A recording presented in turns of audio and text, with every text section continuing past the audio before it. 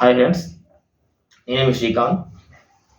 నిన్న ముఖ్యంగా మనం 3 విషయాల గురించి మాట్లాడుకుందాం. ఒకటి, అసలు జాబ్ క్యాలెండర్ ఉంటుందా? ఉండదా? అనేది అందరికి ఇప్పుడు $1000 క్వశ్చన్ అయిపోయింది. అదేవిధంగా పోలీస్ నోటిఫికేషన్ వస్తుందా? రాదా? కొంతమంది నమ్మిన వారు, నమ్మకం ఉన్నవాళ్ళు ప్రిపేర్ అవుతారు, వస్తుందని నమ్మిన వాళ్ళు ప్రిపేర్ అవుతారు, అది సెకండరీ. అండ్ వస్తే కొన్నే ఉద్యోగాలు ఉంటాయట అనే విషయం సోషల్ మీడియాలో వివిధ రకాలుగా అన్ని సోషల్ మీడియా ప్లాట్ఫామ్లో సర్క్యులేట్ అవుతుంది. దానికి సంబంధించి నాకు ఒక 58 విషయాలు వచ్చినాయి. సో అందువల్ల నేను వీడియో అనేది రికార్డ్ చేస్తున్నా.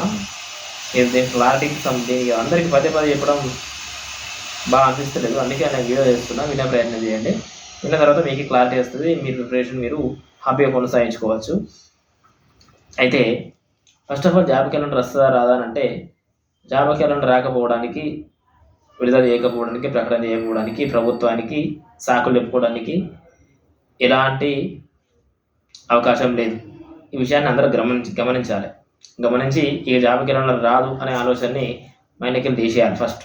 ఇక రెండవది, నువ్వు కాంగ్రెస్కి ఫేవరబుల్గా మాట్లాడుతున్నావు, జాబ్ క్యాలెండర్ లేదు ఏం లేదు అనే రకం కూడా అనేక రకాల కామెంట్లు, మెసేజ్లు రావడం జరిగింది. దానికి స్పందించడం కరెక్టా కాదా అని ఆలోచిస్తే, సరే నేను కాంగ్రెస్ పార్టీకి సపోర్ట్ చేస్తున్నాను లేదనే దానికి ఆన్సర్ ఏంటంటే, మనకు అసలు ఫస్ట్ మనకు రాజకీయాలే తెలివి, రాజకీయం తెలవడం తెలియదు మొదలు. ఎప్పుడైతే మనం టీఆర్ఎస్కి వ్యతిరేకంగా పనిచేసి కాంగ్రెస్ని గెలిపించడానికి మనం ప్రయత్నించామో, అందరం కలిసి మీరు ఏ రకంగా కాంగ్రెస్కు అందరూ కలిసి ఓట్లు ఇప్పించారో, నేను కూడా కాంగ్రెస్ పార్టీకి గెలిపించడానికి ప్రయత్నించిన ప్రయాణంలో అయినటువంటి పరిచయాల ద్వారా, అధికార వర్గాల ద్వారా ఏర్పడిన పరిచయాల ద్వారా మనం సేకరించిన సమాచారాన్ని మాత్రమే నేను అప్డేట్ రూపంలో మీకు ఇవ్వడం జరుగుతుంది. నేను చెప్పినవి ఆల్మోస్ట్ జరిగినాయి. ఏజ్ రిలాక్సేషన్ కానీ, డిఎస్సి ఎప్పుడు వస్తుంది అనేది, టెట్ ఎప్పుడు వస్తుంది అనేది రావడానికి ముందే నేను మన వాట్సాప్ గ్రూప్లో చెప్పడం జరిగింది. అవి జరిగినాయి. ఇంకెవరికైనా కావాలనుకో, ఎవరైనా ఫాలో అయ్యేవాళ్ళు, కేవలం యూట్యూబ్నే ఫాలో అయ్యే వారికి ఇన్ఫర్మేషన్ తెలియక అలాంటి కామెంట్స్ రావడం జరుగుతుంది. మీకు అర్థం కావాలంటే కింద లింక్ ఇస్తా, జాయిన్ అవ్వండి. అక్కడ నుంచి మీకు ఇన్ఫర్మేషన్ అనేది మీకు కూడా అసలు ఈ యూట్యూబ్ వినాల్సిన అవసరం లేకుండా అక్కడనే మీకు ఒక సింగిల్ లైన్లో అర్థమైపోతుంది పెట్టే మెసేజ్ ద్వారా. సో అది అట్లుంటే, ఇప్పుడు జాబ్ క్యాలెండర్ అనేది విడుదల లేకపోవడానికి రేవంత్ రెడ్డి గవర్నమెంట్కి అసలు ఆస్కారమే లేదు. అది వస్తుంది, అసెంబ్లీలో ప్రకటిస్తా అని చెప్పారు. అసెంబ్లీ సమావేశాలు పూర్తి అయ్యేంత వరకు వెయిట్ చేద్దాం. వాళ్ళు ఇచ్చిన మాటను కనుక వాళ్ళు పాటించినట్లేదంటే, ఇచ్చినటువంటి వాగ్దానాలు నెరవేర్చకుంటే, గతంలో ఏర్పడినటువంటి ప్రభుత్వానికి ఏర్పడినటువంటి పరిస్థితే ఈ ప్రభుత్వానికి కూడా పడుతుందని ఇక్కడ మనం హెచ్చరిక కూడా జారీ చేయొచ్చు. మీకు తెలుసో లేదో, తెలంగాణ ఉద్యమ చరిత్ర చదివిన వాళ్ళకి అర్థమవుతుంది. తెలంగాణ ఉద్యమ చరిత్రలో కలకత్తాలో అప్పుడు ఒక ఉద్యమం జరుగుతుంది. ఏంటిది? భూమి కోసం, భక్తి కోసం, మాతృభూమి విముక్తి కోసం అనే ఒక ఉద్యమం జరుగుతుంది. అక్కడ సిపిఐ పార్టీ, ఫలానా ఇయర్ ఉంటుంది, ఇయర్ గుర్తు రావట్లేదు. అయితే అప్పుడు సిపిఐ పార్టీ అధికారంలోకి రావడం జరుగుతుంది. సిపిఐ పార్టీ అధికారంలోకి వచ్చిన తర్వాత ఆ సిపిఐ పార్టీ ఏం చేస్తుందంటే, అప్పుడు భూమి కోసం జరుగుతున్న ఉద్యమంలో మేము అధికారంలోకి వస్తే, అధికారంలో ఉన్నట్టు ఇప్పుడు ఎవరైతే భూమి కోసం భూమి లేని నిరుపేదలు ఉంటారో వాళ్ళందరికీ భూములు పంచుతాం అనే నినాదంతో అధికారంలోకి రావడం జరుగుతుంది. ఆ నినాదంతో అధికారంలోకి వచ్చిన తర్వాత ఎవరికి ఏ రకమైన పేదలకు కానీ ఎవరికి కానీ భూమిని పంచే ప్రయత్నం చేయకుండా పరిపాలన కొనసాగిస్తుంటుంది. అట్లా విసిగిపోయిన ప్రజలు వివిధ రకాల ప్రభుత్వ భూములలో అండ్ కొన్ని రకాల ప్రాంతాలలో ప్రభుత్వానికి చెందినటువంటి ల్యాండ్ కానీ అండ్ అసెట్స్కి సంబంధించిన వాటిలలో వీళ్ళు ప్రభుత్వానికి సంబంధించిన, ఆ పార్టీకి సంబంధించిన ఎర్ర జెండాలు పాతుకొని భూమి ఆదని చెప్పేసి దున్నుకునే ప్రయత్నం చేస్తే, అక్కడ వాళ్ళ మీద ఆ ప్రభుత్వం హుకుం జారీ చేసి అరెస్ట్ చేసి కొంతమంది చావులకు కూడా కారణమవుతుంది. అట్లా చావులకు కారణమైన తర్వాత అక్కడ నుండి పుట్టుకేసిన ఉద్యమం నక్సలైట్ ఉద్యమం స్టార్ట్ అవుతుంది. సో ఇట్లా అంటే ప్రభుత్వం వివిధ రకాల హామీలు కనుక నెరవేర్చినట్లేదంటే, ఆ ప్రభుత్వాన్ని పడగొట్టడానికి, ఆ ప్రభుత్వానికి వ్యతిరేక శక్తులు అనేటివి ఖచ్చితంగా తయారైతాయి. సో అదే ప్రకారంగా ఇప్పుడు కాంగ్రెస్ ప్రభుత్వాన్ని కూలగొట్టడానికి అనేక రకాల పార్టీలు, అనేక రకాల శక్తులు కాచుకొని కూర్చున్నాయి. ఇలాంటి క్రమంలో ఇచ్చినటువంటి వాగ్దానాలు కానీ, ఇంకా ఇతరత్ర హామీలు కానీ ఖచ్చితంగా నెరవేర్చే ప్రయత్నమే చేస్తుంది ప్రభుత్వం, నెరవేరుతాయి కూడా. సో ఇది క్లియర్. ఈ రెండవది, నోటిఫికేషన్ అనేది వస్తుందట కానీ తక్కువనే ఉద్యోగాలు ఉంటాయట అని చెప్పేసి భావిస్తారు.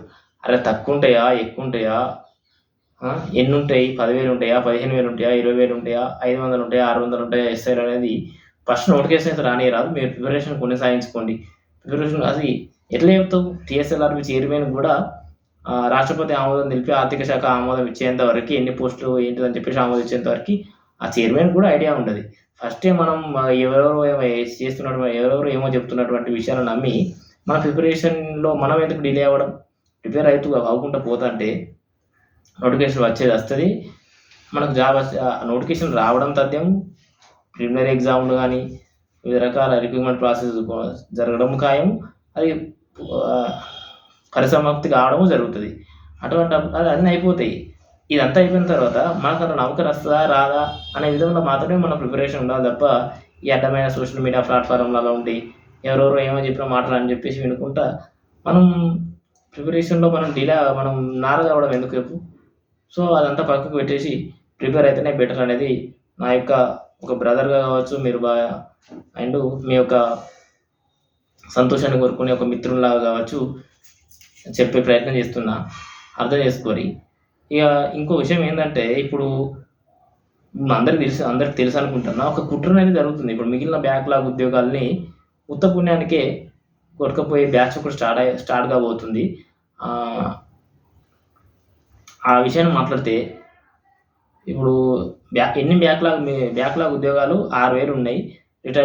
రిటైర్మెంట్స్, ప్రమోషన్స్ అండ్ వివిధ రకాల ఖాళీల ద్వారా ఏర్పడినటువంటి ఖాళీలను భర్తీ చేస్తే గత నోటిఫికేషన్లో మనం ఏ విధంగా నష్టపోయినామో అందరికీ తెలుసు. అందరికంటే ఎక్కువగా నష్టపోయి ఏ విధమైన కూడా లాభం పొందకుండా ఇంకా కుటుంబాలకు అందరికీ దూరమైన ప్రిపరేషన్ కొనసాగిస్తున్న అభ్యర్థులు ఎవరంటే అన్యాయంగా లాంగ్ జంప్ను పెంచి దానికి ఎటువంటి సమస్యను పరిష్కారం కాకుండా మొండిగా వైఖరించిన ప్రభుత్వానికి బుద్ధి చెప్పడం అయిపోయింది. కానీ ఈ అభ్యర్థులు మాత్రమే సీరియస్గా ప్రిపేర్ అవుతారు. నేను చెప్తున్నా, గత నోటిఫికేషన్లో నష్టపోయిన అభ్యర్థులు ఎవరైతే ఉన్నారో ప్రతి ఒక్కరికి నౌకరు వస్తుంది. ఈసారి ప్రిపరేషన్ ఉండాలి, నోటిఫికేషన్ వస్తుంది, అది భారీ నోటిఫికేషన్ వస్తుందని చెప్పేసి నేను భావిస్తున్నా. మీరు కూడా అట్లా అనుకోండి, ప్రిపేర్ అవ్వండి. అందుకే ఇలాంటి పరిస్థితి ఏమైనా ఉంటుందని చెప్పేసి 4,000, 5,000, 3,000 ఉద్యోగాలు ఇస్తారా ఏమో అని చెప్పేసి నేను గతంలోనే ఊహించడం జరిగింది. ఊహించి అందుకే మనకు మెగా పోస్ట్ నోటిఫికేషన్ అనే ఒక గ్రూప్ అనేది వాట్సాప్లో క్రియేట్ చేయడం జరిగింది. ఇన్ కేస్ ఆఫ్ వాళ్ళు కనుక తక్కువ ఉద్యోగాలకు ఇచ్చేది ఉంటే మన ఉన్నటువంటి ఖాళీలకు అనుకూలంగా మనం ఫైట్ చేయాల్సిన పరిస్థితి ఉంటుంది అనే కోణంలో అప్పుడే నేను ఇటువంటి ప్రమాదాన్ని అంచనా వేయడం జరిగింది. సో అట్లా అంటున్నప్పటికీ ఇప్పుడు మనకున్న సమాచారం ప్రకారం ఉన్నదాని ప్రకారం నోటిఫికేషన్ అయితే ఇప్పుడు ఈ రేవంత్ రెడ్డి విడుదల చేసినటువంటి జాబ్ క్యాలెండర్ ఏదైతే ఉండబోతుందో అందులో పోలీస్ నోటిఫికేషన్ హైయెస్ట్ నోటిఫికేషన్ ఉంటుంది అనేది కొంతమంది మనకు చెప్పిన విషయం. దాన్ని మాత్రమే నమ్మదాం. ఒక పాజిటివ్ని మాత్రమే నమ్మే ప్రయత్నం చేద్దాం. నెగిటివిటీని అసలు నమ్మకండి. ఈ విషయంలోనే కాదు, ఏ విషయంలోనైనా నేను చెప్పే విషయం ఏంటంటే, ఏ విషయంలో కూడా మనం నెగిటివ్ నమ్మే ప్రయత్నం చేయద్దు. పాజిటివ్ నమ్ముదాం. జరిగేది జరుగుతుంది. జరిగేది పాజిటివ్ అయినా జరుగుతుంది, నెగిటివ్ అయినా జరుగుతుంది. జరిగేది జరగక మానది. కాకపోతే మనం పాజిటివ్గా ఆలోచిస్తే మన ఆలోచనలే మన పని అంటారు కదా, యద్భావం తద్భవతి అన్నట్టు మన మతి ఎంతో గతి ఎంత, మనం ఎంత ఆలోచిస్తే ఏది ఆలోచిస్తే అదే జరుగుతుంది. సో మనం పాజిటివ్గా ఆలోచిస్తాం, పాజిటివ్గానే జరుగుతుందని చెప్పేసి ఆలోచించి ముందుకు పోదాం తప్ప ఇక తెలిసిన వాళ్ళు తెలియని వాళ్ళు ఎవరు పడితే వాళ్ళు చెప్పిన విషయాలకు మనం రియాక్ట్ అయ్యి బాధపడి ఈ ప్రిపరేషన్ కాకుండా వెనక్కి తగ్గిపోవడం అనేది బాధ అనిపిస్తున్న విషయం. ఆ విషయం పట్ల నేను స్పందించాల్సి వచ్చింది, చెప్తున్నా. అయితే కాలేజీ విషయానికి ఇప్పుడు ఎన్ని రకాల కాలేజీలు ఉంటాయని చెప్పేసి మనం ఒక రకంగా మనం ఒక అంచనా, ఇప్పుడు మనం ఒక అంచనా ఉండాలి. ఫస్ట్ ఒక ప్రిపేర్ అవుతున్న అభ్యర్థికి ఏం జరగబోతుంది అనే ఒక అంచనా ఉండాలి. ఆ అంచనా ప్రకారం కనుక నేను మీ తోటి విద్యార్థిలాగా, మీకు ఒక బ్రదర్ లాగా మనం భావించి చూసినట్లయితే ఇప్పుడు అనేక రకాల ప్రమోషన్స్ జరుగుతున్నాయి, బదిలీలు జరుగుతున్నాయి, రిటైర్మెంట్లు జరుగుతున్నాయి, బ్యాక్లాగ్స్ ఉన్నాయి. బ్యాక్లాగ్స్తో పాటు మొన్న నివేదిక ఇచ్చిన ప్రకారం 24,000, 25,000 ఉద్యోగాలు ఉన్నాయని చెప్పేసి మనకు అందరు పేపర్‌లో వచ్చిన నివేదికను అందరూ చదవడం జరిగింది. సో, ఇన్ని రకాలుగా చూస్తున్నప్పుడు ఇవన్నిటితో పాటు ప్రభుత్వానికి ఒక లక్ష్యం ఉన్నది. సంవత్సరంలో 2,00,000 ఉద్యోగాలు నింపాలనే లక్ష్యం ఉన్నది. అందులో 60,000 నింపేసినా అని చెప్పేసి ఆయన ఒక లెక్క చూపించిండు. సరే 60,000 నింపినా కూడా ఇంకా 1,40,000 నింపాలనుకుంటే అందులో ఉండే భారీ నోటిఫికేషన్స్ ఏముంటాయి అని చెప్పేసి మనం ఒక అంచనాకొస్తే పోలీస్ నోటిఫికేషన్ ఉంటుంది కదా! ఈ రకంగా మాత్రం ఆలోచించి ఇట్లా పాజిటివ్‌గా ఆలోచించి ప్రిపేర్ అయితే మనకు సబ్జెక్ట్ నాలెడ్జ్ పెరిగి మనకు ఉద్యోగం రావడానికి అవకాశం ఉంటది. ఇక ఎవరు పడితే అది చెప్పిన విషయాన్ని ఇటు పోస్ట్ చేసి, దాన్ని అటు షేర్ చేసి, ఇటు షేర్ చేసి మధ్యలో నువ్వు తికమక అయిపోయి అటు ఇటు అయిపోయి నీ ప్రిపరేషన్‌కి నువ్వు ఆటంకం కలిగించుకోవడం ఇది చాలా బాధాకరమైన విషయం కాబట్టి అట్లా ఆలోచించరని చెప్పేసి ప్రిపేర్ అయితారని చెప్పేసి భావిస్తున్నా. ఇవన్నీ ఏం పట్టించుకోకుండా ప్రిపేర్ అవ్వండి. ఇక మన ఛానల్ వచ్చేసి ఏదో వ్యూస్ కోసమో అండ్ సబ్స్క్రైబర్స్ కోసమో ఇంతమంది నన్ను ఫాలో కావాలి, ఇంతమంది చూడాలనేది కాదు.